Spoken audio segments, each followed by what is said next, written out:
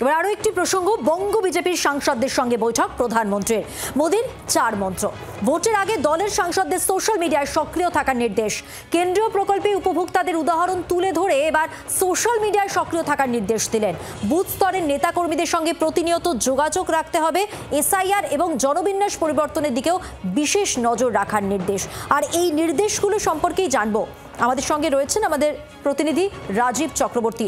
রাজীব, দেখো, প্রধানমন্ত্রী আজকে তার দলের সাংসদদের সঙ্গে বৈঠক করেছেন। বঙ্গ বিজেপির সাংসদরা প্রধানমন্ত্রীর সঙ্গে সকাল 10:30 থেকে প্রায় 45 মিনিট বৈঠক করেছেন এবং সেই বৈঠকে দলের সাংসদদের প্রধানমন্ত্রী একেবারেই স্পষ্ট বার্তা দিয়েছেন তারা যাতে সোশ্যাল মিডিয়ায় অ্যাক্টিভ থাকেন এবং কেন্দ্রীয় প্রকল্পগুলি নিয়ে তারা যাতে সোশ্যাল মিডিয়াতে তারা সক্রিয় থাকেন, সোশ্যাল মিডিয়ায় প্রচার করেন। শুধু তাই নয়, এই কেন্দ্রীয় প্রকল্পগুলিতে যারা উপভোক্তা, যারা এই কেন্দ্রীয় প্রকল্পগুলির যারা সুবিধা পেয়েছেন, যারা এক্ষেত্রে বেনিফিশিয়ারি, তাদের সম্পর্কে, তাদের বিষয়ে তাদের কাছে পৌঁছানো আরো বেশি করে প্রয়োজন, এমনটাই প্রধানমন্ত্রী নরেন্দ্র মোদী বলেছেন। শুধু তাই নয়, তথ্য মারফত আমরা আরো জানতে পারছি যে প্রধানমন্ত্রী নরেন্দ্র মোদী এও বলেছেন দলের কর্মী সমর্থকদের সঙ্গে জনসংযোগ বাড়াতে হবে, বুথ স্তরে কর্মীদের সঙ্গে প্রতিনিয়ত যোগাযোগ রাখতে হবে সাংসদদের, এমনটাই নির্দেশ দিয়েছেন, যা কিনা 2026-এর বিধানসভা নির্বাচনের আগে যথেষ্ট তাৎপর্যপূর্ণ বলেই মনে করছে রাজনৈতিক মহল। ধন্যবাদ রাজীব। অর্থাৎ নির্বাচনের আগে আরো একবার জোরদার সাংগঠনিক যে নির্দেশ দেওয়া হয়েছে প্রধানমন্ত্রীর পক্ষ থেকে, সেখানে 4টি মন্ত্র রয়েছে। ভোটের আগে দলের যারা সাংসদ রয়েছেন সোশ্যাল মিডিয়ায় তাদের সক্রিয় থাকতে হবে।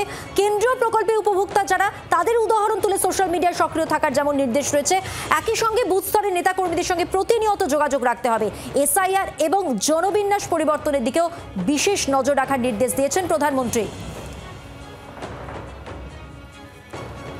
রাজনৈতিক মহলে কি বলছেন এবার শোনাবো আপনাদের। प्रधानमंत्री जी के साथ मिलना हुआ और करीब करीब ये बैठक जो है 45 मिनट से 50 मिनट तक चली और काफ़ी डिटेल में विस्तृत चर्चा हुई। पश्चिम बंगाल को लेकर के भी चर्चा हुई और विशेष करके उन्होंने जानकारी ली कि हाल ही में खगेंदा को किस तरह से जो है टीएमसी के गुंडों ने पीटा था, जबकि पुलिस और प्रशासन वहीं खड़ी थी। दार्जिलिंग में इतना भारी नुकसान हुआ, 5,000 करोड़ रुपया ममता दीदी को केंद्र सरकार ने पिछले 5 साल में SDRF फंड में दिया, उसके बावजूद भी हमको अठन्नी नहीं मिली। इसकी भी उन्होंने जानकारी ली। কি হয়েছে তাদের 2014 থেকে এরকম অনেক মিটিং করেছে, অনেকবার গেছে, অনেক লোক পাঠিয়েছে, কত এমপি পাঠিয়েছে, কত মন্ত্রী পাঠিয়েছে, কিছুই হয়নি। যার হয় না নয় তার হয় না 90। এতদিন ধরে যখন হয়নি কিছু, এবারেও কিছু হবে না। বাংলার আওয়াজ, বাঙালির আবেগ, জি 24 ঘন্টা।